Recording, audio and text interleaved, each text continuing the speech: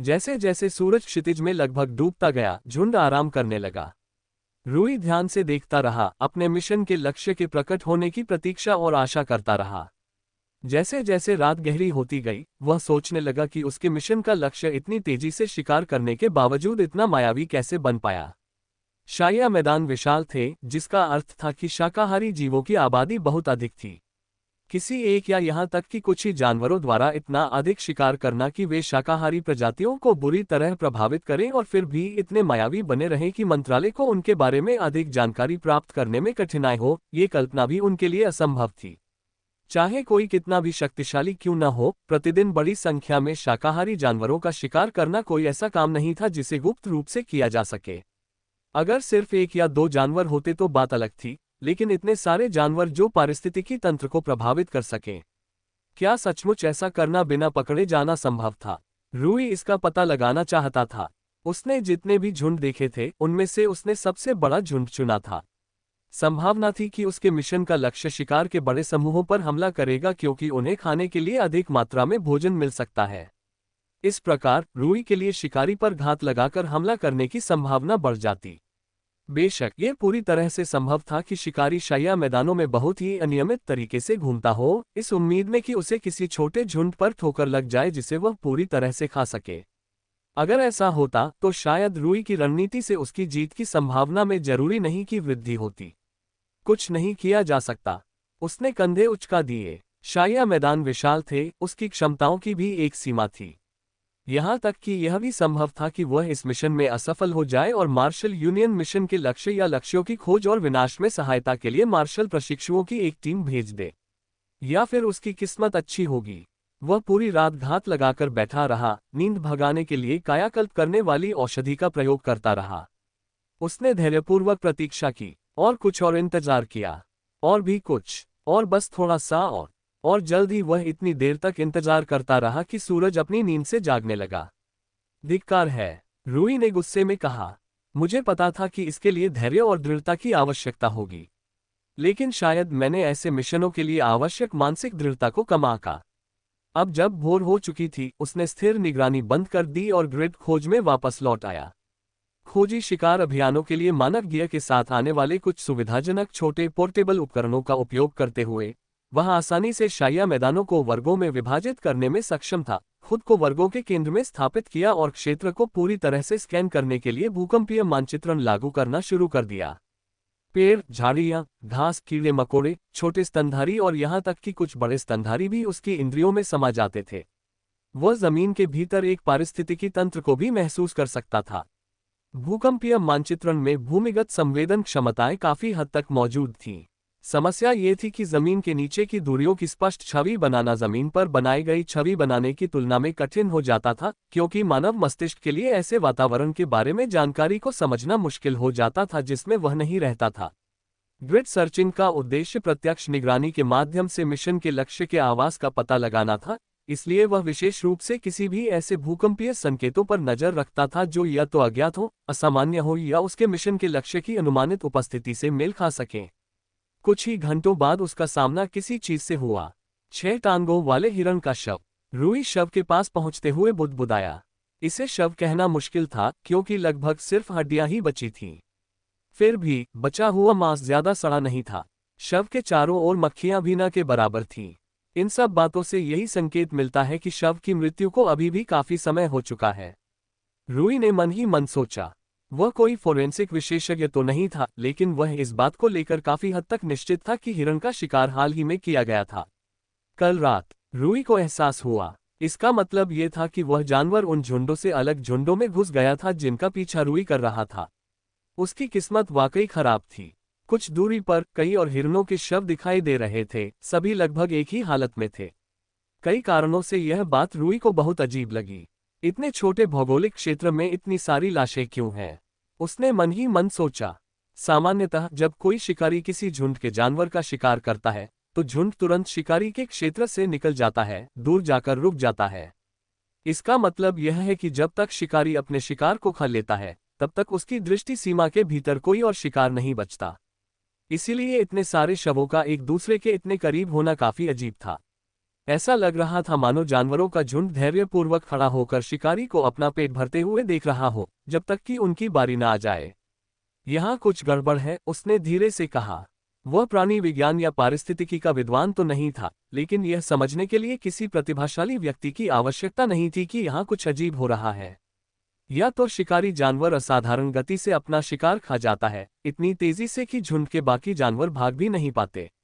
उसने एक संभावना जताई। यह एक भयावह संभावना थी। भला कौन सा जानवर 6 टांगों वाले हिरण के विशाल शव को इतनी तेजी से खा सकता है कि सिर्फ हड्डियां ही बची रह जाएं? उद्धरण चिन्ह ... या फिर शिकारी ने शिकार से अधिकतम भोजन प्राप्त करने के लिए जितनी जल्दी हो सके उतने हिरणों को मार डाला और फिर उन्हें पहले के बजाय बाद में खाया। ये संभावना और भी बदतर हो सकती थी। इसका मतलब ये था कि उस जानवर में अच्छी खासी जागरूकता, बुद्धि और आत्मसंयम था। इस विचार मात्र से ही वातावरण गंभीर हो गया। आमतौर पर शिकारी जानवर अपने शिकार को पकड़ने के बाद उसे खाने के अलावा और कुछ करने की जहमत ही नहीं उठाते थे। इन जानवरों में आत्म जागरूकता और आत्म संयम का अभाव होता था, जिससे वे अपनी भोग विलास की इच्छाओं को नियंत्रित नहीं कर पाते थे। अत्यधिक भूख की स्थिति में ये लगभग निश्चित था कि अपनी भूख मिटाने के लिए शिकार को खाना ही उनकी प्राथमिकता होगी। जाहिर तौर पर उसके मिशन के लक्ष्य ने असहमति जताई। वह जानता था कि शव संभवतः उसके मिशन के लक्ष्य के अवशेष थे। वे उसे दी गई जानकारी से मेल खाते थे। पर्यावरण एवं पारिस्थितिकी मंत्रालय द्वारा दी गई जानकारी में स्पष्ट रूप से कहा गया है कि लक्षित जीव अपने शिकार के शवों का लगभग एक टुकड़ा मांस खा गया। उनके द्वारा उपलब्ध कराई गई तस्वीरें उसके द्वारा देखे गए शवों के दृश्य से मेल खाती हैं। रूई ने हवा को सूंघा। हवा में हल्की सी अम्लीय गंध थी, जो शव और उसके नीचे की मिट्टी पर पाए गए संक्षारक अम्ल के अंशों से मेल खाती थी। पर्यावरण एवं पारिस्थितिकी मंत्रालय ने निष्कर्ष निकाला था कि मिशन के लक्ष्य जानवर की लार संभवतः अम्लीय थी, जिसका उपयोग वह अपने शिकार के शवों को पचाने में सहायता के लिए करता था। यदि ऐसा था तो रूई ने अपने पहले अनुमान को और अधिक विश्वसनीय मानना शुरू कर दिया था कि वह जानवर अपने शिकार के शवों को अविश्वसनीय रूप से तेज गति से खा सकता है। अम्लीय पदार्थ कार्बनिक पदार्थों को अविश्वसनीय रूप से तेजी से और पूरी तरह से विघटित और अपघटित करने में सक्षम थे। फिर भी घटनास्थल पर और भी कई विचित्र चीजें मौजूद थीं। रूई ने आसपास के वातावरण और लाशों को देखा और भौहें चढ़ा लीं। कई उल्लेखनीय बातें थीं। सबसे पहले, यह शाया मैदानों का एक ऐसा हिस्सा था जहां बहुत कम पेड़ थे और केवल छोटी घास थी। यानी यह मैदानों का एक खुला हिस्सा था। यहां छिपना लगभग नामुमकिन था। रूई जिस दूसरी चीज पर ध्यान दे रहा था वह थी जमीन। ये चिकनी मिट्टी से बनी थी जिसमें गाद की मात्रा अधिक थी। इस प्रकार की जमीन पर पैरों के निशान आसानी से टिक जाते थे। उसे ऐसे खुरों के निशान दिखाई दिए जो 6 पैरों वाले हिरणों के पैरों के निशानों से मिलते जुलते थे। लेकिन उसे आश्चर्य इस बात का हुआ कि दूर तक फैले उन शिकारी जानवरों के पैरों के निशान कहीं नहीं थे जो शवों तक जाते हों। तो फिर शिकारी उस खुले मैदान के बीचों बीच उन तक बिना कोई पदचिह्न छोड़े कैसे पहुंच गया? तो इसने इस खुले मैदान के बीचों बीच हिरण का शिकार किया, जहां हर कदम पर पदचिह्न बनते हैं, खासकर तब जब आप तेजी से चल रहे हों और जोर से कदम रख रहे हों, बिना कोई पदचिह्न छोड़े। रूई ने भौहें चढ़ाईं। रूई ने उपलब्ध सभी जानकारी पर विचार करते हुए अपनी आंखें बंद कर लीं। पर्यावरण एवं पारिस्थितिकी मंत्रालय द्वारा प्रदान की गई जानकारी के साथ साथ उनके स्वयं के अवलोकन और निष्कर्षों के आधार पर कई सीधे साधे अनुमान लगाए जा सकते थे। खुले मैदान में प्रवेश करने और बाहर निकलने के दौरान कोई पदचिह्न दिखाई नहीं देने का मतलब है कि या तो वे कभी वहां थे ही नहीं, या उन्हें मिटा दिया गया था। बाद वाली बात तो कुछ ज्यादा ही बेतुकी लग रही थी। एक शिकारी जानवर अपने ही पदचिह्न मिटा रहा है। इसके अलावा अगर वह अपने पदचिह्न मिटा भी रहा है तो उस घास को कैसे वापस लाएगा जिसे उसके आकार और ताकत का कोई जानवर अपने रास्ते में जरूर कुचल देगा। इसके अलावा जब यह आराम कर रहा था और अपने शिकार को खा रहा था, तब इसने अपने पदचिह्न क्यों नहीं मिटाए? रूई ने अपना सिर हिलाया। दूसरे विकल्प के सामने ये बहुत ही असंभव लग रहा था। दूसरा विकल्प ये था कि ट्रैक कभी बनाए ही नहीं गए थे। इसके तुरंत बाद 2 सबसे कम बेतुके विकल्प सामने आए। पहला विकल्प ये था कि इसमें कुछ हद तक उड़ने, सरकने या तैरने की क्षमता थी। दूसरी बात यह थी कि ये देखने में हल्का लगता था और इसलिए इससे कुचली हुई घास और पैरों के निशान नहीं बनते थे। उसने इस बात पर विचार किया कि क्या ये जगह संयोगवश उस जानवर का प्राथमिक निवास स्थान और घर थी और हिरण अनजाने में उस पर आ गया था, जो पहली नज़र में सबसे अधिक संभावित और तर्कसंगत विकल्प प्रतीत होता था। लेकिन वह बिना कोई पदचिह्न छोड़े वहां से कैसे चला गया? ऐसा नहीं था कि दूसरे विकल्पों में कोई समस्या नहीं थी। अगर यह प्रकाश था तो प्रवेश करने के बाद पैरों के निशान क्यों बने? रूई इस बारे में सोच रहा था जब वह हिरण के खुरों के निशानों के बीच एक अजीब से पदचिह्न को घूर रहा था जो उस प्राणी के विवरण से मेल खाता था और संभवतः मिशन के लक्ष्य का था। तो फिर उड़ने की संभावना ही बची, जो अपने आप में कोई अजीब बात नहीं थी। आखिर पशु जगत में पंख होना तो बहुत आम बात है, लेकिन प्रत्यक्षदर्शियों के किसी भी बयान में पंखों का जिक्र नहीं था। इसके अलावा पर्यावरण और पारिस्थितिकी मंत्रालय के आम वन सर्वेक्षकों के लिए भी वह जानवर पकड़ में आना बेहद मुश्किल था। हवा में उड़कर यात्रा करने वाला एक विशालकाय जानवर भला कैसे पकड़ में न आ सकता है? खुले आकाश में उड़ने वाले पक्षी सबसे आसानी से देखे जा सकते हैं, और पक्षी आकाश में उड़ने वाले शीर्ष शिकारी की तुलना में कहीं छोटे और कम ध्यान खींचने वाले होते हैं। कुछ तो गड़बड़ है, रूई ने बुदबुदाया। उसे समझ नहीं आ रहा था कि क्या हो सकता है कि उस जीव में कुछ रहस्यमयी क्षमताएं हों, जिनकी वजह से उसमें असाधारण और अपरंपरागत रूप से छिपने की अद्भुत क्षमता थी। शायद वह अदृश्य भी हो सकता था। हालांकि इससे ये सवाल उठता है कि आखिर उसे देखा ही क्यों गया, या फिर हिरणों ने दौड़ने का ऐसा तरीका क्यों दिखाया जिससे स्पष्ट रूप से पता चलता था कि वे अपने पीछा करने वाले को देख सकते थे। रूई ने पर्यावरण और पारिस्थितिकी मंत्रालय द्वारा उन्हें इसी तरह की स्थितियों के लिए दिए गए पारिस्थितिक सर्वेक्षण उपकरण का उपयोग करके अपने निष्कर्षों को प्रलेखित किया। जैसे जैसे वह अपनी खोज जारी रखता गया, उसे कई अजीबोगरीब घटनाएं देखने को मिली जहां शिकार के निशान मिले या शिकारी के कोई सुराग दिखाई दिए। उन्हें शाया मैदानों के मूल शिकारी जानवरों, बड़ी बिल्लियों की प्रजातियों द्वारा छोड़े गए शव भी मिले, जो आमतौर पर शाया मैदानों की शाकाहारी प्रजातियों का शिकार करते थे। इन मामलों में वे शव के आसपास के वातावरण से बिना किसी तार्किक विसंगति के काफी सरलता से यह अनुमान लगाने में सक्षम थे कि क्या हुआ था। समय बीतने के साथ वह उस भूमि के एक अच्छे खासे हिस्से की ग्रिड खोज करने में कामयाब रहा, जिससे वह इस निष्कर्ष पर पहुंचा कि वह हिस्सा उस जानवर का प्राथमिक निवास स्थान नहीं था। जल्द ही शाम हो गई और वह रात भर गहन निगरानी के लिए तैयार हो गया। उम्मीद थी कि आज रात उसका सामना उस दरिंदे से हो जाएगा। रूई ने भूकंपीय विकिरण के सबसे बड़े स्रोत की खोज के लिए भूकंपीय मानचित्रण का उपयोग किया और जितनी तेजी से हो सके उसकी ओर बढ़ने लगा। कुछ समय बाद उसका सामना सैकड़ों हिरणों के एक झुंड से हुआ, जो काफी बड़ा था। उसने कुछ दूरी से उनका पीछा किया, इस बात का ध्यान रखते हुए कि उन्हें उसकी उपस्थिति का पता न चले, जो कि आसान था क्योंकि वे आराम कर रहे थे। अब उसे बस यही प्रार्थना करनी थी कि इस झुंड को निशाना बनाया जाए ताकि वह एक बार इसे करीब से देख सके। समय बीतने के साथ साथ उसकी उम्मीदें धूमिल होती गईं। उसने प्रतीक्षा की, पर कुछ नहीं हुआ। उसका धैर्य टूट गया और वह केवल प्रतीक्षा करते करते थक गया। एक तरह से उसके मन में शिकारियों के लिए सम्मान और प्रशंसा का भाव पैदा हो गया था। शिकारियों को अक्सर शिकार में सफलता की वास्तविक संभावना दिखने से पहले असहनीय रूप से लंबा इंतजार करना पड़ता था। ये सम्मान शिकारियों के लिए भी था। ये मार्शल आर्टिस्ट, जो नियमित रूप से शिकारी श्रेणी के मिशन पर जाते थे, उनसे हल्के में लेना ठीक नहीं था। खैर, अंगरक्षक मिशन भी धैर्य की परीक्षा लेने वाले लंबे इंतजार का दौर हो सकते हैं। रूई को एहसास हुआ, हालांकि उसने अभी तक कोई कठिन और दीर्घकालिक अंगरक्षक मिशन नहीं किया था। उसके केवल 2 प्रमुख अंगरक्षक मिशन सामान्य से काफी छोटे थे। जैसे ही रूई अपने विचारों में थोड़ा मग्न होने लगा, भूकंपीय मानचित्रण के माध्यम से वह जिस भूकंपीय विकिरण का पता लगा रहा था, उसमें अचानक आए एक तीव्र परिवर्तन ने उसका ध्यान आकर्षित किया। उन्हें दूर स्थित एक विशेष स्रोत से भारी मात्रा में भूकंपीय विकिरण का आभास हुआ। वे इतनी दूर थे कि इस भूकंपीय विकिरण के स्रोत का सटीक आकलन नहीं कर सके, लेकिन वे इसे अनदेखा भी नहीं कर सकते थे। इस तरह की भूकंपीय हलचल का सामान्य रूप से होना समझ से परे था। अधिकांश जानवर आराम कर रहे थे, और इसके अलावा केवल शाकाहारी प्रजातियां ही ऐसी थीं जिनका वजन और संख्या इतनी थी कि वे भूकंपीय शोर उत्पन्न कर सकें। हिरणों या गजेलों का एक झुंड दौड़ रहा है। रूई ने उत्साहपूर्वक अनुमान लगाया कि वह वास्तव में अपने मिशन के लक्ष्य द्वारा किए जा रहे हमले का पता लगा रहा होगा। बेशक ऐसा हमेशा नहीं होता था। कुछ अन्य शिकारी जानवर भी थे जो रात में शिकार करते थे, और उन्हें लगा कि यह शाया मैदानों के स्थानीय पारिस्थितिकी तंत्र में पाई जाने वाली किसी अन्य देशी शिकारी प्रजाति द्वारा किया जा रहा शिकार हो सकता है। फिर भी वह इसे जाने नहीं दे सका। वह तुरंत उठा और उस भूकंपीय विकिरण के स्रोत की ओर दौड़ने लगा जिसका उसने पता लगाया था। उसकी अचानक तेज गति ने हिरणों के विशाल झुंड को बुरी तरह चौंका दिया, जिन्हें इस बात का बिल्कुल भी अंदाजा नहीं था कि रूई लगभग पूरी रात उनका पीछा कर रहा था।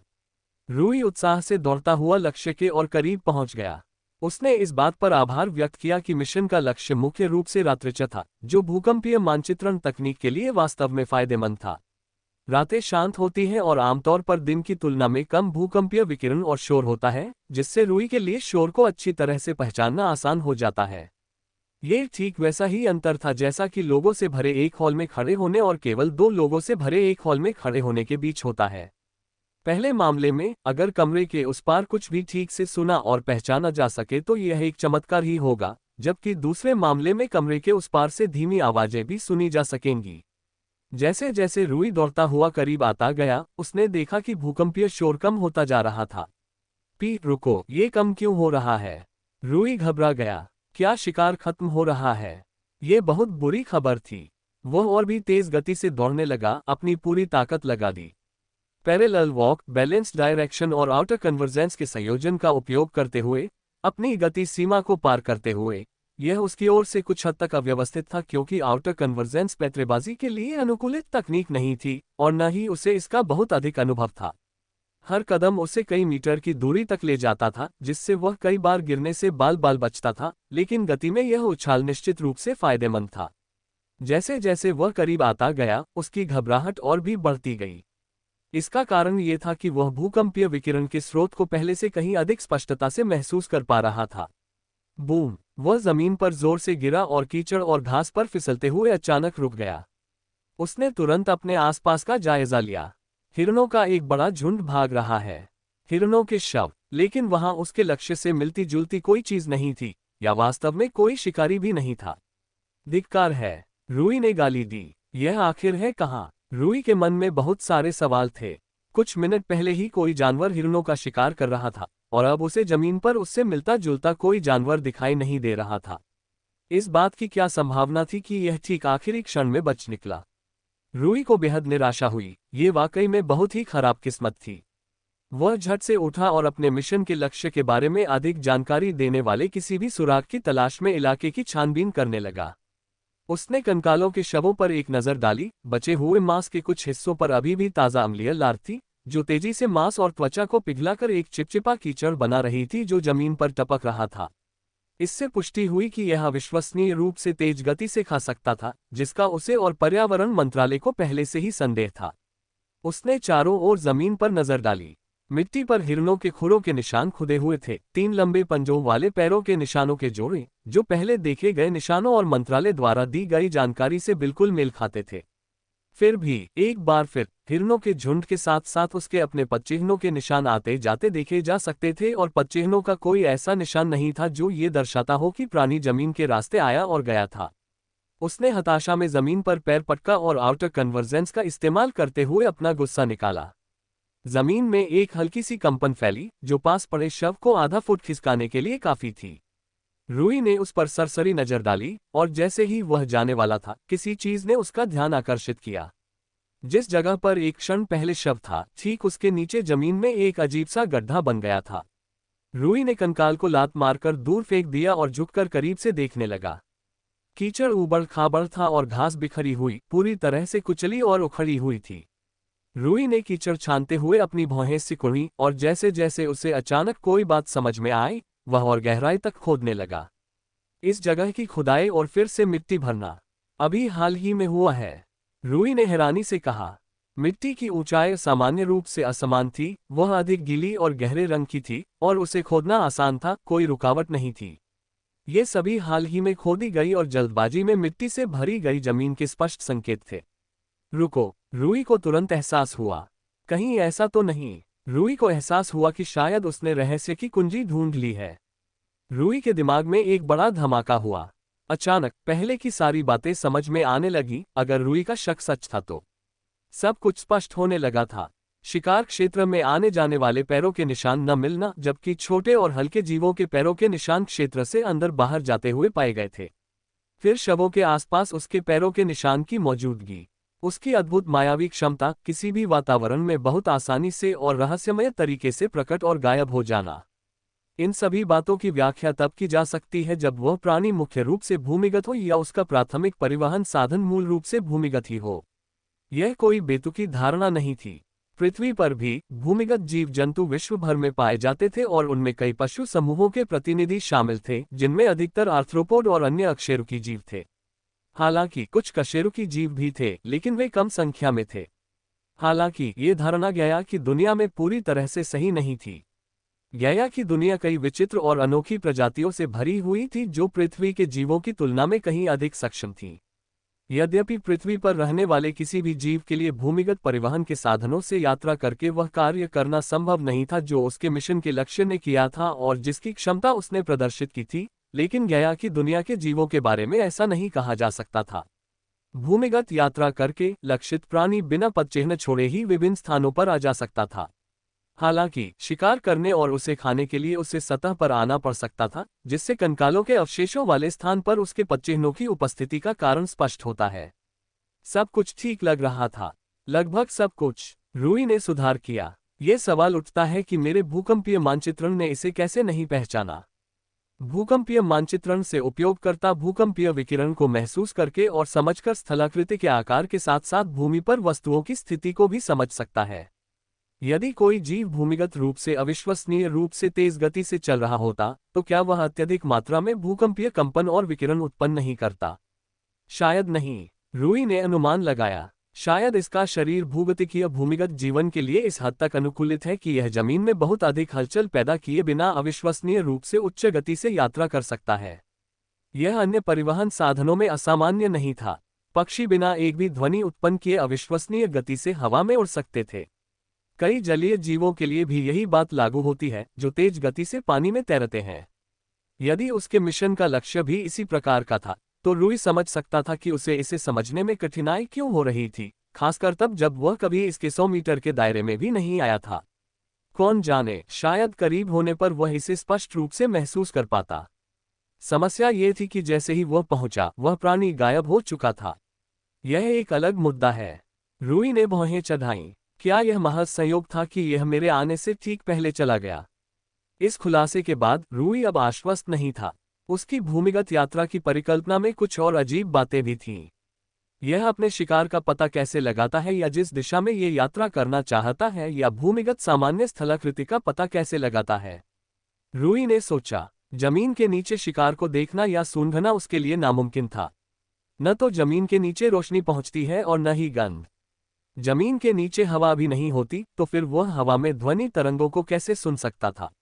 शायद इसमें भूकंपीय मानचित्रण के समान भूकंपीय संवेदन क्षमता हो। रूई को यह एहसास हुआ। यह एक स्वाभाविक निष्कर्ष था। जब ये सवाल पूछा गया कि कीचड़, कंकड़ और चट्टानों से घिरे होने के बावजूद वह प्राणी जानकारी कैसे ग्रहण कर सकता है, ऐसे में तो और भी बातें समझ में आने लगीं। उसकी बदकिस्मती अब सिर्फ किस्मत नहीं थी, बल्कि उसके शिकार द्वारा उसके आने का आभास होने का नतीजा थी। इससे ये सवाल उठता है कि जैसे ही उसे आभास हुआ, वह भाग क्यों गया? वह एक शीर्ष शिकारी था जो प्रशिक्षु स्तर पर निपुण था। उसे किसी एक मार्शल प्रशिक्षु से डरने की जरूरत नहीं थी।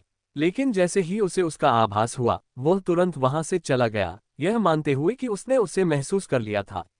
क्या यह मेरी तेज दौड़ की वजह से था? रूई ने सोचा। उसने पैरेलल वॉक और बैलेंस डायरेक्शन के साथ साथ आउटर कन्वर्जेंस का इस्तेमाल करके अपनी गति और कदमों की ताकत बढ़ाई थी। साथ ही सिस्मिक मैपिंग का उपयोग करने से उसे यह पक्का पता था कि उसके हर कदम से भारी मात्रा में भूकंपीय विकिरण उत्पन्न हो रहा था। अगर वह प्राणी जमीन के आर पार सुन सकता, तो उसे एक ऐसे प्राणी की आवाज सुनाई देती जो हर कदम पर धमाके कर रहा था। हर कदम में इतनी ताकत थी कि वह खुद को भी चोट पहुंचा सकता था। इस मामले में भाग जाना कोई अजीब विकल्प नहीं था, रूई को एहसास हुआ। उसने उस प्राणी के सामने अपनी अतिशयोक्तिपूर्ण छवि पेश कर दी थी, जिसके कारण वह प्राणी उस नए शीर्ष शिकारी के पहुंचने से पहले ही उस क्षेत्र को खाली करके भाग गया, बजाय इसके कि वह उस प्राणी से जानलेवा लड़ाई का जोखिम उठाए जो शारीरिक रूप से अत्यंत शक्तिशाली प्रतीत होता था। इससे ये भी स्पष्ट हो जाता है कि इसने शाया मैदानों में सबसे बड़े झुंड का पीछा क्यों नहीं किया। रूई को एहसास हुआ, इसने मुझे हिरणों का पीछा करने के लिए अपनी प्रशिक्षु स्तर की तकनीकों का उपयोग करते हुए महसूस किया होगा और मान लिया होगा कि मैं उस विशेष 6 टांगों वाले हिरणों के झुंड का शिकार करने वाला उस भूमि का एक और शीर्ष शिकारी हूं। इसलिए इसने शाया मैदानों में बिखरे हुए हिरणों या गजेलों के अन्य झुंडों का शिकार करके संघर्ष से बचा। रूई ने बेबसी और निराशा से आह भरी जब उसे एहसास हुआ कि उसने उस जानवर से मिलने की संभावना बढ़ाने के लिए जो उपाय किए थे, उन्होंने उस जानवर से लाखों वर्षों में भी मिलने की किसी भी संभावना को पूरी तरह से खत्म कर दिया था।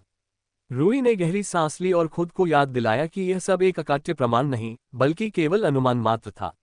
उसने उपलब्ध आंकड़ों पर निगमनात्मक और आगमनात्मक तर्क लागू किया था और लक्ष्य के बारे में कुछ बुनियादी धारणाएं बनाकर एक सुविचारित संभावना का निर्माण किया था, जिसके सत्य होने की संभावना किसी भी अन्य परिकल्पना या सिद्धांत से कहीं अधिक थी।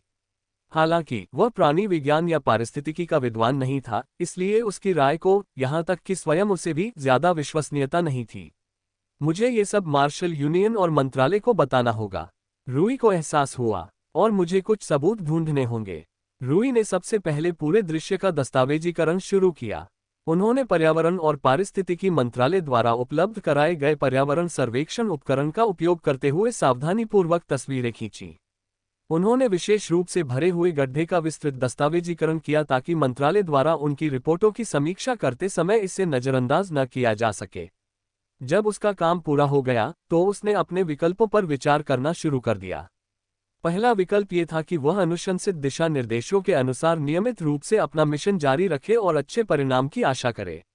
अंततः न तो मार्शल यूनियन और न ही मंत्रालय को यह उम्मीद थी कि एक मार्शल प्रशिक्षु अकेले ही उस रहस्यमय प्राणी के पूरे रहस्य को सुलझा लेगा। जब तक वह अपने कर्तव्यों का पालन करता रहेगा, उसे किसी प्रकार की प्रतिक्रिया का सामना नहीं करना पड़ेगा। हालांकि इस रास्ते से रूई के मिशन के उद्देश्यों को पूरा करने की संभावना कम हो जाती थी। इसका मतलब ये था कि अगर रूई इस रास्ते पर जाता तो उसे मिशन का पूरा इनाम मिलने की संभावना बहुत कम होती। दूसरा विकल्प ये था कि मामले के प्रति अधिक सक्रिय दृष्टिकोण अपनाया जाए और उनकी परिकल्पना के सत्यापन और साक्ष्य एकत्र करना शुरू किया जाए, या ऐसे साक्ष्य एकत्र किए जाएं जो किसी न किसी तरह से उनकी परिकल्पना को गलत साबित कर दें।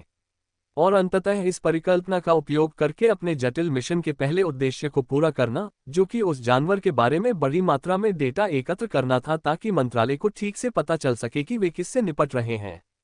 उसने पहले ही बाद वाला विकल्प चुनने का फैसला कर लिया था। वह बस ये सुनिश्चित करना चाहता था कि उससे कुछ छूट तो नहीं रहा है, और उसने अपने पास मौजूद सभी विकल्पों पर विचार कर लिया है।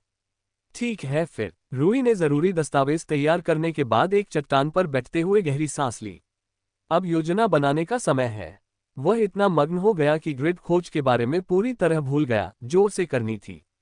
उसे इस बात की भी कोई खास परवाह नहीं थी कि अगर उसकी परिकल्पना आंशिक रूप से भी सही थी तो जमीन पर की जाने वाली ग्रिड खोज पूरी तरह से बेकार और अविश्वसनीय थी। पहला प्राथमिक लक्ष्य मिशन के पहले उद्देश्य को पूरा करना है, रूई ने स्थापित किया। ऐसा करने के लिए मुझे मुख्य रूप से इसकी उपस्थिति के साथ साथ इसके आवास और घर का दस्तावेजीकरण करना होगा, और आदर्श रूप से इसे मुझे दिए गए टैग में से किसी एक से टैग करना होगा। पर्यावरण एवं पारिस्थितिकी मंत्रालय के आयोग विभाग द्वारा बनाए गए छोटे उपकरणों में से एक पर नजर डालते हुए उसने सोचा कि यह एक रफ ट्रैकर के रूप में काम करेगा जिसका उपयोग रूई मिशन के लक्ष्य को चिन्हित करने के लिए कर सकता है। हालांकि अगर उसका सिद्धांत सही था तो उसे यकीन नहीं था कि इसका उपयोग करने पर यह उसके मिशन के लक्ष्य से जुड़ा रहेगा। अन्य उद्देश्यों की बात करें तो रूई अपने मिशन के पहले उद्देश्य को पूरा करने के लिए उस जानवर के बारे में बनाई गई परिकल्पना का उपयोग कर सकता था। यदि उसका सिद्धांत सही होता तो वह उस जानवर के बारे में कुछ हद तक भविष्यवाणी या उसे नियंत्रित कर पाता। इसका उपयोग करके वह उस प्राणी के बारे में वह जानकारी एकत्र कर पाता जिसकी उसे पहले उद्देश्य को पूरा करने के लिए आवश्यकता थी। यदि वह योजना सफल हो जाती तो यह इस बात का प्रमाण होता कि उनका सिद्धांत वास्तव में सटीक था, क्योंकि यदि सिद्धांत या परिकल्पना पर्याप्त रूप से सटीक नहीं होती तो उस पर आधारित कोई भी योजना विफल हो जाती। अतः सफलता ही आदर्श परिणाम होता। यदि योजना विफल हो जाती तो यह इस बात का प्रबल संकेत होता कि उनका सिद्धांत आंशिक या पूर्ण रूप से गलत या अपूर्ण था, जिसका अर्थ था कि उन्हें अपना दृष्टिकोण बदलना होगा। दोनों ही स्थिति में उसे नई जानकारी प्राप्त हुई। ठीक है, मैं कौन सी योजना बनाऊं जो मेरे मिशन के लक्ष्य को प्रभावित करने के लिए मेरे अनुमान पर निर्भर करती हो? रूई ने सोचा। इस योजना को उन भविष्यवाणियों पर निर्भर रहना होगा जो रूई कर सकता था यदि वह जानवर वास्तव में भूकंपीय संवेदन क्षमता वाला एक भूमिगत यात्री था। सबसे पहला तथ्य यह था कि यह संभवतः उस दिशा में शिकार करता था जहां इसे शाकाहारी जानवरों के खुरों से उत्पन्न होने वाली भूकंपीय विकिरण का पता चलता था। यही वह सबसे सीधा तरीका था जिससे यह अपने शिकार तक पहुंच सकता था। एक और महत्वपूर्ण बात यह थी कि यह जीव बेहद तेज गति से यात्रा कर सकता था, कम से कम रूई जितनी तेज, शायद उससे भी तेज। इसका प्रमाण ये था कि जब तक रूई उसके शिकार स्थल तक पहुंचा, तब तक वह जीव रूई की भूकंपीय मानचित्रण सीमा से बाहर निकल चुका था। ये वाकई एक अविश्वसनीय उपलब्धि थी। एक और तथ्य, अगर रूई इसे तथ्य कह भी सकती है, तो ये था कि ऐसा लगता था कि इसे उन शक्तिशाली जानवरों से घृणा थी जो संभावित रूप से इसे मार सकते थे। इससे ये स्पष्ट होता है कि रूई को महसूस करते ही यह क्यों भाग गया, और यह भी कि इसने जानवरों के उस सबसे बड़े झुंड का शिकार क्यों नहीं किया जिसकी रूई 2 दिन पहले निगरानी कर रही थी। इससे ये भी संकेत मिलता है कि समस्या की जड़ रही अत्यधिक भूख के बावजूद ये जानवर निश्चित रूप से सतर्क था और उसमें कुछ हद तक तर्कशक्ति भी थी। इसने एक निश्चित सीमा के भीतर काम किया और शायद यही बात शुरू से ही इसके खिलाफ इस्तेमाल की जा सकती है। उसने आसपास पड़े शवों पर नजर डाली और उसे याद आया कि वह जानवर अविश्वसनीय गति से भोजन खाता था। रूई सोचने लगा कि क्या इस विशेषता का इस्तेमाल उसके विरुद्ध किया जा सकता है। शायद समय सीमा जानने से उसे इसके बारे में भविष्यवाणी करने में मदद मिल सके।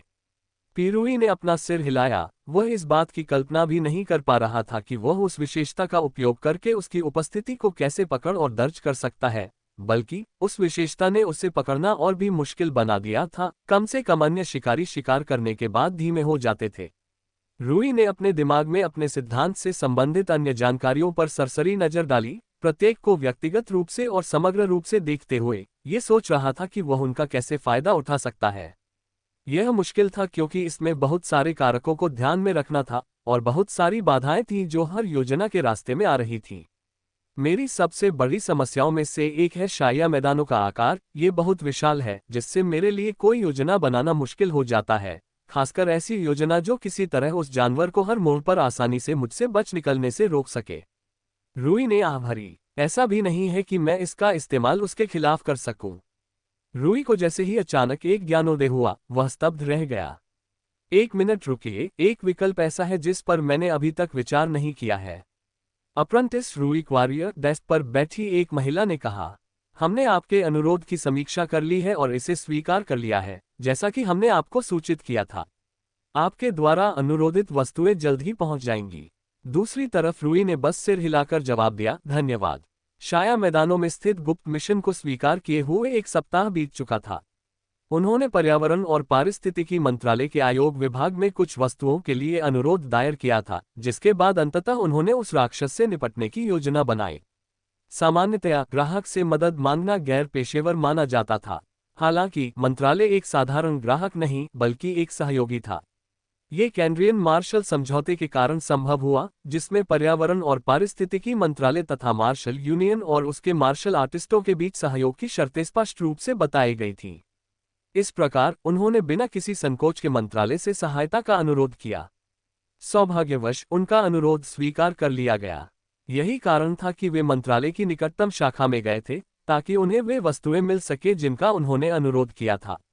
क्या मैं जान सकता हूं कि मैंने जो खुफिया जानकारी दर्ज की है, उसका मूल्यांकन क्या हुआ? रूई ने पूछा। यह समझना बहुत मददगार होगा कि वास्तविक विशेषज्ञ मेरे द्वारा दर्ज किए गए आंकड़ों और मेरे द्वारा प्रस्तुत परिकल्पना के बारे में क्या सोचते हैं। आपके व्यक्तिगत विवरण में इतनी सूक्ष्म समझ और विश्लेषण देखकर हमें काफी आश्चर्य हुआ, खासकर ये देखते हुए कि आप इस क्षेत्र के विशेषज्ञ नहीं हैं। उन्होंने उत्सुकता भरे भाव से उत्तर दिया।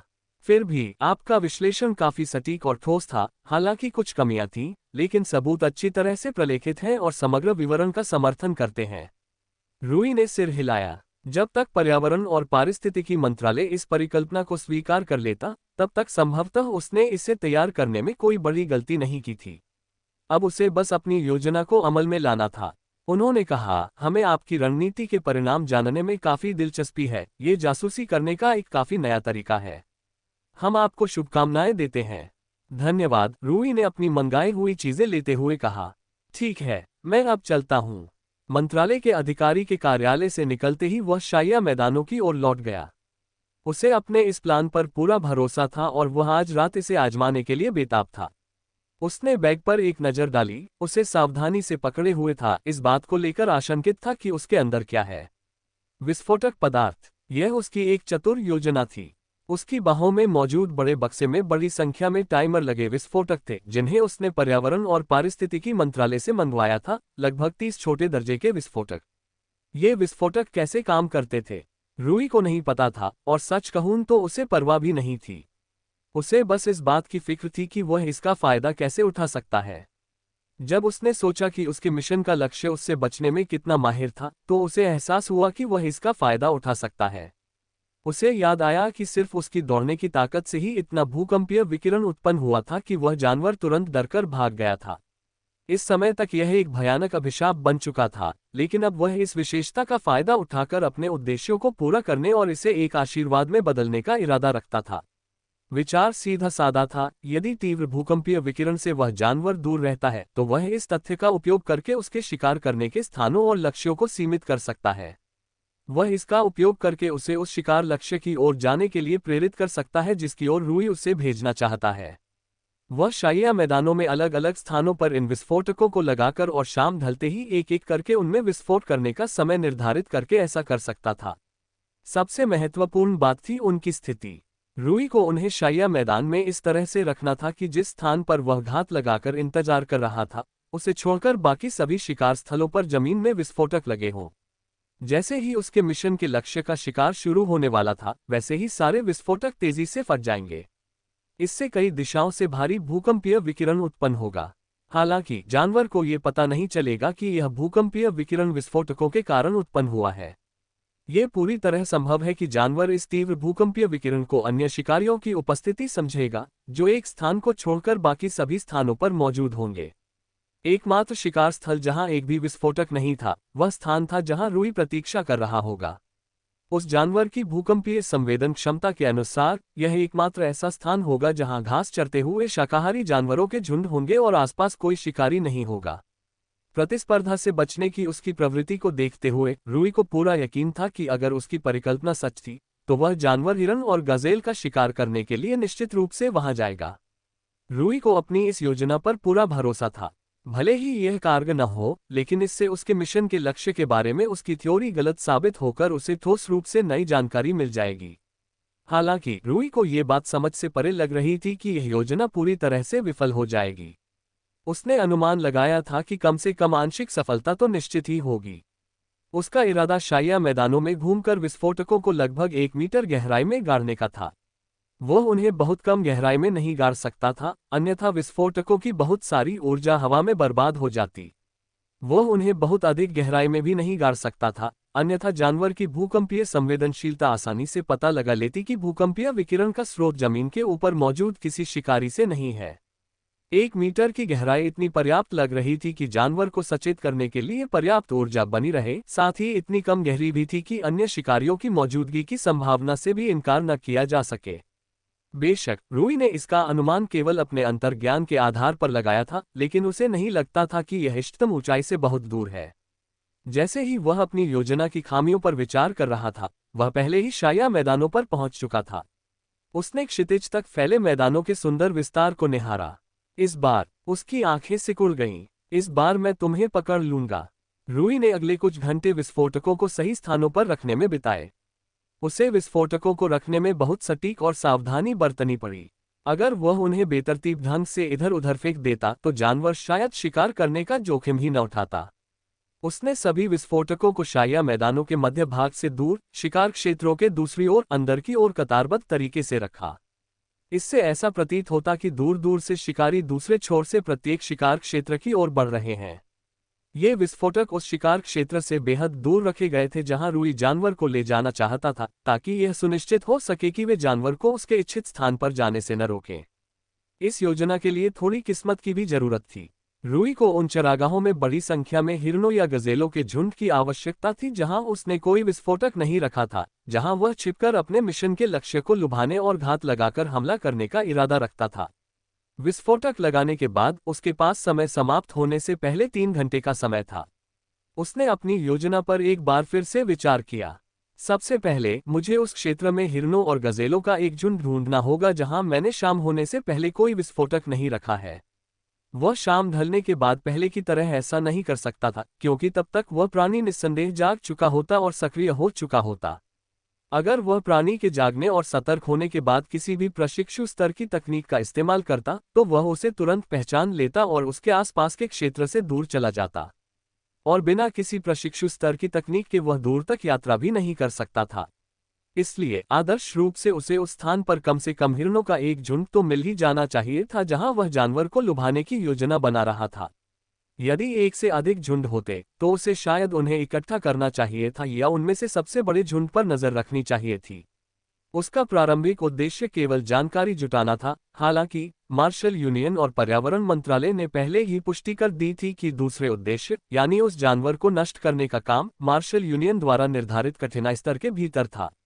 सभी उपलब्ध साक्ष्यों की समीक्षा करने के बाद वे इस निष्कर्ष पर पहुंचे कि भले ही 5वें स्तर का मार्शल आर्टिस्ट उस जानवर को भागने से पहले नष्ट करने में सक्षम न हो, फिर भी वह मार्शल आर्टिस्टों के साथ लड़ाई में कम से कम अपनी जान बचाकर भागने में सक्षम होगा।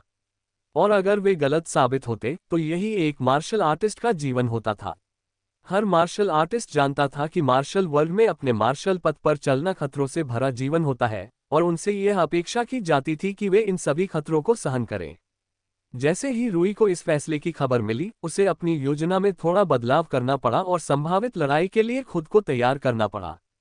फिर भी पहला उद्देश्य प्राथमिकता रखता है।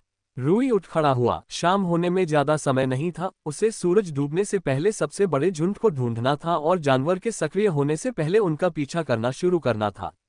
ये सब होने में उसे ज्यादा समय नहीं लगा। पिछले एक सप्ताह में शाया मैदानों के भूकंपीय विकिरण से उसका परिचय बहुत बढ़ गया था और वह शाकाहारी जानवरों के झुंडों का पता लगाने में माहिर हो गया था। वह तुरंत झुंड की ओर दौड़ने लगा, लेकिन उसने प्रशिक्षु स्तर की किसी भी तकनीक का इस्तेमाल नहीं किया। हालांकि जानवर के सक्रिय होने में अभी कुछ समय था, फिर भी रूई कोई जोखिम नहीं लेना चाहता था। उसे नहीं लगता था कि मंत्रालय विस्फोटकों के एक और सेट की मांग को आसानी से स्वीकार करेगा। जब वह हिरणों के एक बड़े झुंड के पास पहुंचा तो उसने अपनी गति धीमी कर दी, और सौभाग्य से उस क्षेत्र में हिरणों का केवल एक ही बड़ा झुंड था जो उसकी योजना के लिए एकदम सही था। इस बार जमीन पर लेटने के बजाय वह एक विशालकाय चट्टान पर बैठ गया जो एक छोटी गगनचुंबी इमारत के आकार की थी, और ऊपर से झुंड को देखने लगा। सामान्य इंद्रियों पर निर्भर रहने वाले शिकारियों के खिलाफ यह एक गलत निर्णय हो सकता था, लेकिन भूकंपीय संवेदन वाले जानवर के खिलाफ ये सबसे अच्छा विकल्प था। उनके द्वारा उत्पन्न भूकंपीय विकिरण को उस विशालकाय चट्टान से होकर गुजरना पड़ता और फिर वह जमीन से होकर गुजरता, जिससे रीडिंग काफी हद तक अस्पष्ट और विकृत हो जाती। यद्यपि भूकंपीय विकिरण और स्रोत का स्थान स्पष्ट रूप से महसूस हो जाता, फिर भी डेटा की सटीक व्याख्या करना बहुत कठिन हो जाता। यह उनकी भूकंपीय मानचित्रण की कमियों में से एक थी।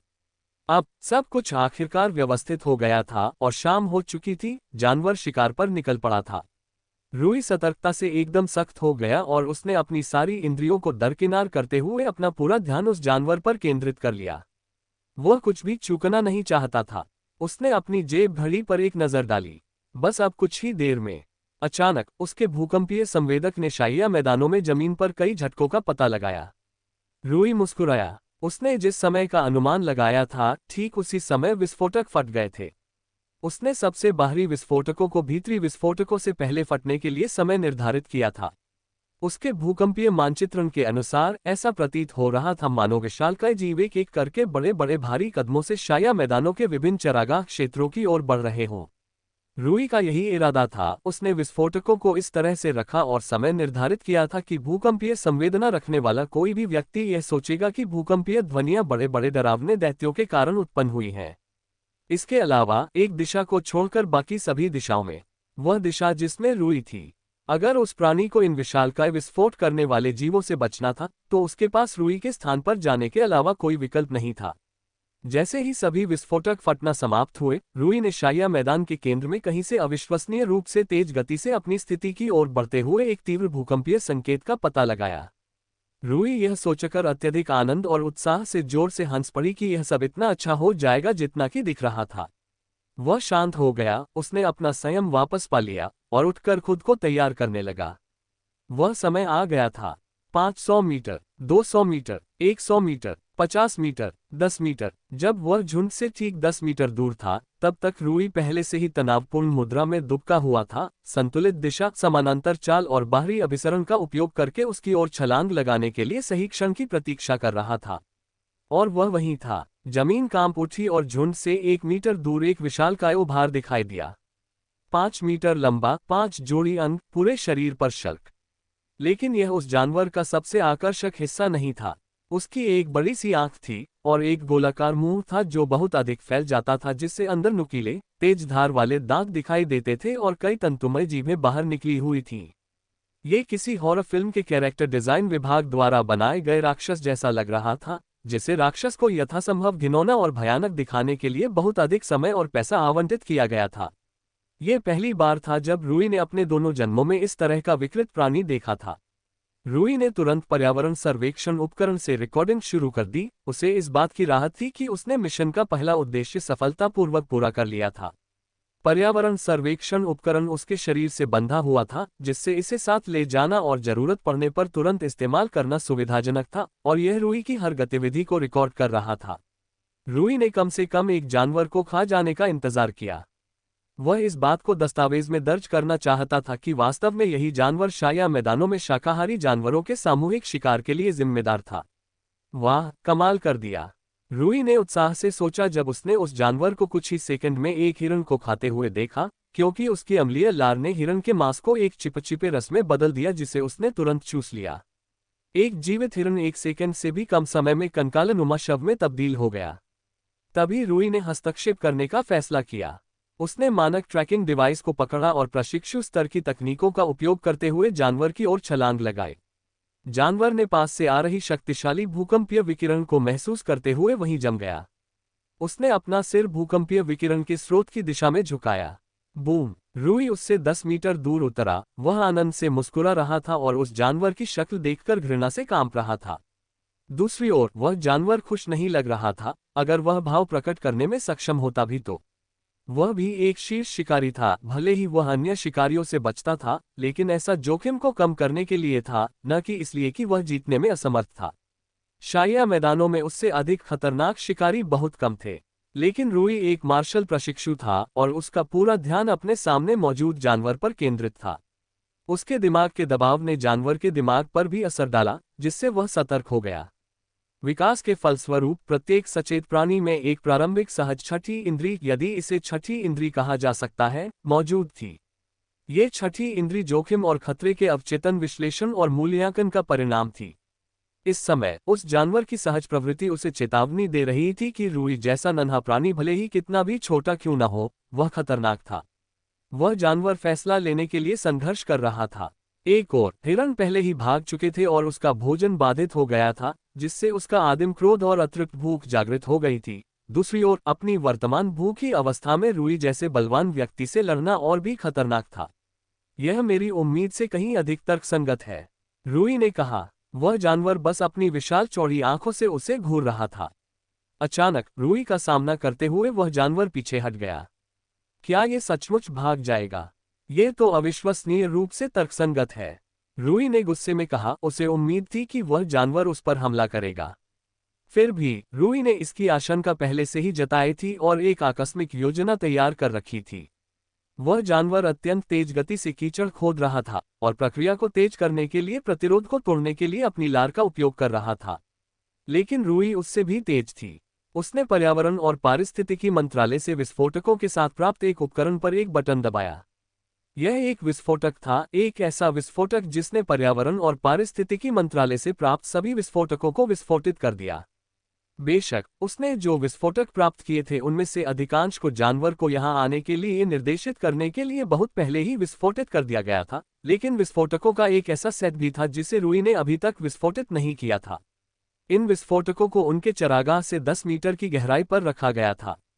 डेटोनेटर सक्रिय हो गया और वह जानवर जम गया। रूई मुस्कुराया। बिल्कुल सही, वहां मत जाओ, वहां खतरा है, इसके बजाय यहां आओ।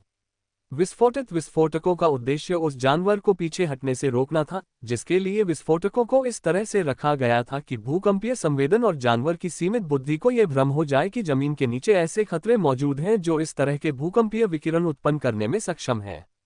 वह जानवर जमीन से बाहर निकला, उसके चेहरे पर डर की हल्की सी झलक दिखाई दे रही थी। इतने सारे शिकारी जानवर शाया मैदान में कब घुस आए, उसे समझ नहीं आ रहा था। उसकी सीमित बुद्धि हर तीव्र भूकंपीय विकिरण को खतरे से जोड़ती थी। उसके मन में यही विचार था कि शाया मैदानों से बाहर निकलने का एकमात्र सुरक्षित रास्ता जमीन पर ही था, और यह सब रूई की बड़ी योजना का हिस्सा था। फवूश। रूई ने अपनी सभी प्रशिक्षु स्तरीय तकनीकों का उपयोग करते हुए अविश्वसनीय रूप से तेज गति से उस जानवर की ओर धावा बोला, और जैसा कि उसने अनुमान लगाया था, जानवर मुड़ गया और जमीन पर भी उल्लेखनीय रूप से तेज गति से चलने लगा। लेकिन उतनी तेजी से नहीं जितनी जमीन के नीचे थी, और न ही उतनी तेजी से जितनी रूई थी।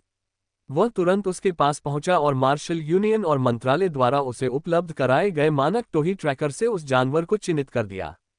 उसने पहले ऐसा इसलिए नहीं किया था क्योंकि उसे यकीन नहीं था कि जब जानवर खुदाई शुरू करके भागने की कोशिश करेगा तो ट्रैकर सही सलामत रहेगा, क्योंकि उसका मानना था कि ट्रैकर शायद ही कभी उच्च तीव्रता वाले भूमिगत वातावरण के लिए बनाया गया था।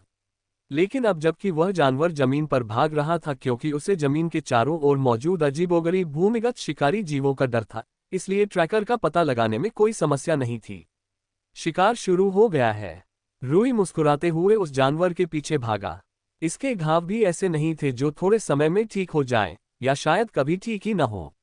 इस प्रकार रूई की इसे भूमिगत यात्रा करने से रोकने की योजना सरल थी। शरीर के अधिक हिस्से को उजागर करें और पहले से ही उजागर हुए हिस्से पर हमला करके उसे और अधिक नुकसान पहुंचाएं।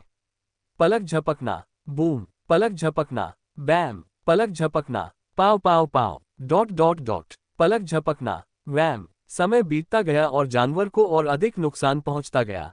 वे दोनों मूल स्थान से काफी दूर जा चुके थे और वह जानवर लगातार तेज गति से भागते हुए पलटवार कर रहा था, और रूई पूरी रफ्तार से दौड़ते हुए हमला कर रहा था। पलक झपकना, प्रहार। हाँ, रूई ने उत्साह से कहा, और फ्लोइंग कैनन और आउटर कन्वर्जेंस के साथ साथ ब्लिंक का इस्तेमाल करते हुए एक जोरदार वार से उस जीव की आंख पर वार कर दिया। दुर्भाग्यवश आंख काफी बड़ी थी और वह उसकी दृष्टि पूरी तरह से छीनने में असफल रहा। यह आखिरी हद थी। वह प्राणी अपना आपा खो बैठा था और भागने का इरादा छोड़कर पूरी गति से रूई की ओर दौड़ पड़ा। यह अंतिम मुकाबला था। तारांकन। लेखक का नोट, ईथन और जोक को ढेर सारे गोल्डन टिकट देने के लिए बहुत बहुत धन्यवाद। आप दोनों की बदौलत ही यह उपन्यास गोल्डन टिकट रैंकिंग में शीर्ष 200 में शामिल है। शिकार शुरू हुए काफी समय बीत चुका था। उस जीव को आखिरकार एहसास हो गया था कि इस बार उसकी जान सचमुच खतरे में है। ये शिकारी चाहे जो भी हो, वह उसे शिकार करके खा जाने पर तुला हुआ था। पहले अन्य शिकारियों के साथ उसकी मुठभेड़ें संक्षिप्त थीं और वह बच निकलने में कामयाब रहा था। लेकिन इस बार ऐसा नहीं था। इस बार वह सचमुच खतरे में था। जमीन पर अपने प्रतिद्वंदी से बच निकलने की सारी उम्मीदें उसने छोड़ दी, क्योंकि वह लड़का बहुत तेज था और उसका शरीर इतना जख्मी और खुला हुआ था कि वह जमीन के नीचे खुदाई भी नहीं कर सकता था। उसने लड़के पर झपट्टा मारा, उसकी जान लेने की उम्मीद में। दूसरी ओर रूई को ये सब होने के बाद कहीं अधिक दबाव महसूस हुआ। एक ऐसे जानवर से लड़ना जो अपने दिमाग और शरीर के हर हिस्से का इस्तेमाल सिर्फ आपको मारने के लिए करता हो, भागने और आत्मरक्षा में पलटवार करने से कहीं अधिक भयावह था। दोनों परिदृश्य कठिनाई के दो अलग अलग स्तरों पर थे। भले ही बाद वाला संभालना आसान था, लेकिन पहला नहीं था। यह तब होगा जब मैं इसका डटकर मुकाबला करने का फैसला करूंगा। रूई ने पीछे हटते हुए सोचा। इसके जवाब में रूई एक बहुत ही सरल रणनीति अपना रहा था। बस दूर रहो। वह प्राणी रूई से धीमा था और पहले से ही घायल और खून बह रहा था। रूई तेज था, इसलिए वह आसानी से यह सुनिश्चित कर सकता था कि वह जानवर हमेशा उससे इतनी दूरी पर रहे कि उसे नुकसान न पहुंचा सके। उसने पूरी ताकत से उसका पीछा किया, फिर भी वह रूई तक पहुंचने में असफल रहा। प्रकृति की क्रूरता यही थी, योग्यतम की उत्तरजीविता का सिद्धांत। ये लड़ते हुए भी नहीं मर सका, रूई पर अपना पंजा गड़ाने के लिए भी संघर्ष करता हुआ मर गया। या कम से कम रूई को तो यही लगता था। कुचलना। तमाम मुश्किलों के बावजूद उस जीव ने एक बार फिर खुदाई शुरू कर दी। उसने मिट्टी खोदी और नीली, फिर उसे तेजी से बाहर निकाल दिया, जिससे वह बेहद कम समय में जमीन के नीचे पहुंच गया। क्या? रूई घबरा गया। यह जमीन के नीचे क्यों जा रहा था? इस समय तक रूई ने इसे इतना नुकसान पहुंचाया था कि यह लंबी दूरी की भूमिगत यात्रा बिल्कुल भी सहन नहीं कर सकता था। रूई ने भूकंपीय मानचित्रण को पूरी तरह से सक्रिय करते हुए तैयारी शुरू कर दी और जानवर का पीछा करने के लिए अपने प्रशिक्षु स्तर की युद्धाभ्यास तकनीकों को तैयार किया। लेकिन इसके बाद जो कुछ उसने महसूस किया, उससे उसके पसीने छूट गए। वह प्राणी भाग नहीं रहा था, वह सीधे उसकी ओर बढ़ रहा था। रूई का चेहरा पीला पड़ गया जब उसे समझ आया कि वह प्राणी क्या कर रहा है। अपनी वर्तमान अवस्था में भूमिगत यात्रा करना वास्तव में बेहद खतरनाक था। लेकिन उस लड़के से लड़ना तो और भी बुरा था। उसमें तो निश्चित रूप से मौत ही तय थी।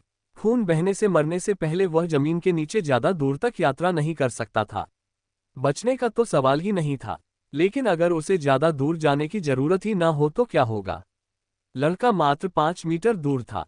अगर यह भूमिगत यात्रा का उपयोग करके उस तक पहुंच सकता और उसके शरीर को पिघलाकर कीचड़ बना सकता तो शायद ये लंबे समय तक जीवित रह पाता।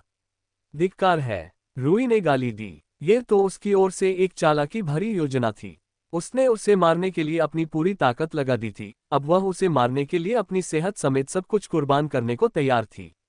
ये बुरी बात थी क्योंकि अब रूई ने अपना सबसे बड़ा फायदा खो दिया था, उसकी असाधारण गति। यह एक ऐसा फायदा था जो उसे प्राणी को अपनी शर्तों पर लड़ने के लिए मजबूर करने की अनुमति देता था। वह प्राणी से कब भिड़ना है और कब पीछे हटना है, ये वह खुद चुन सकता था। खैर, अब ऐसा नहीं है। रूई ने खुद को एक भयंकर लड़ाई के लिए तैयार कर लिया क्योंकि सिस्मिक मैपिंग ने महसूस किया कि गुस्से में भरे भूमिगत जीवों का एक विशाल समूह उसे मारने के लिए तेजी से उसकी ओर बढ़ रहा है। छलांग, बूम! रूई बड़ी मुश्किल से समय रहते उस राक्षस के जमीन से बाहर निकलते ही बच गया। राक्षस जमीन के नीचे से भी उस पर हमला कर सकता था, इसलिए उसे अपनी रणनीति का बहुत ध्यान रखना था। अगर वह बहुत जल्दी कूदकर बच जाता तो राक्षस उससे पहले ही जमीन पर पहुंच जाता, क्योंकि वह उससे तेज था और जैसे ही वह जमीन पर पहुंचता रूई उस पर हमला कर देता और खेल खत्म हो जाता। वह हवा में बच नहीं सकता था, इसलिए वह भली भांति जानता था कि उसे बहुत देर होने से ठीक पहले हमलों से बचना होगा। उसके पास गलती की गुंजाइश बहुत कम थी और सफलता की संभावना भी बहुत कम। अगर उसने बहुत जल्दी छलांग लगाई तो वह शिकार बन जाएगा, और अगर उसने बहुत देर से छलांग लगाई तो निश्चित रूप से वह शिकार बन जाएगा। उसके पास यहाँ केवल एक ही फायदा था, उसका स्वास्थ्य। पिछले हमले में कुछ तेजाब के निशान उसकी त्वचा पर लगने के अलावा वह लगभग पूरी तरह से सुरक्षित था। लेकिन उस जीव की हालत सचमुच बिगड़ने लगी थी। रूई के लक्षित हमलों से उसे पहले ही काफी नुकसान पहुंच चुका था, और थोड़े समय के लिए ही सही भूमिगत यात्रा करने से उसकी क्षति और भी बढ़ गई थी। उसका अत्यधिक रक्तस्राव होने लगा था और रूई ने महसूस किया कि उसकी हरकतें धीमी होती जा रही हैं, उसकी प्रतिक्रियाएं सुस्त पड़ रही हैं और उसके हमले कमजोर होते जा रहे हैं। अब ज्यादा समय नहीं बचा है। रूई को एहसास हुआ, मुझे ऐसे समय बिताना होगा जैसे मेरी जान उस पर निर्भर करती हो। और सचमुच ऐसा ही हुआ। एक ही काटने से उसकी मौत निश्चित थी। लेकिन अब जब उस जीव की बिगड़ती हालत के कारण उसकी कमजोरियां और भी स्पष्ट हो गई थी, तो रूई को वह खोया हुआ फायदा फिर से मिल गया जो आमतौर पर उसके पास होता था, वॉर्ड एल्गोरिदम। यह एल्गोरिदम कमजोरियों को भांप लेता था और उनका बेरहमी से फायदा उठाता था। एल्गोरिदम पूरी रफ्तार से चल रहा था और रूई लड़ाई को रोकने और उस राक्षस के लिए मुश्किलें खड़ी करने के लिए हर संभव कोशिश कर रहा था। उसने पेड़ों पर चढ़कर एक पेड़ से दूसरे पेड़ पर छलांग लगाना शुरू कर दिया। फिर भी जमीन के नीचे होने के कारण वह राक्षस पेड़ों को जड़ से उखाड़ने में सक्षम था, जिससे रूई को आश्चर्य हुआ। लड़ाई जारी रही, रूई से गलतियां और चूक होती रहीं। हर बार जब उस पर थोड़ा सा तेजाब गिरता तो वह दर्द से कराह उठता क्योंकि वह उसकी त्वचा को नुकसान पहुंचा रहा था। शुक्र है, इससे उसके शरीर को इतना नुकसान नहीं हुआ कि उसकी युद्ध क्षमता प्रभावित हो। गर्जना, राक्षस जमीन से फूटते हुए चीख उठा। हूश! रूई एक बार फिर मौत के मुंह से बाल बाल बचा। उसने एक पल के लिए भी उस प्राणी से अपनी निगाहें नहीं हटाईं। वह उसकी बेबसी, डर और नफरत को महसूस कर सकता था।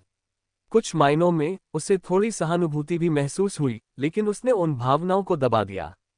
ये सचमुच अंतिम क्षण था, रूई इसे महसूस कर सकता था। उसे जीतने के लिए अपनी पूरी ताकत लगानी थी, बस यही मायने रखता था।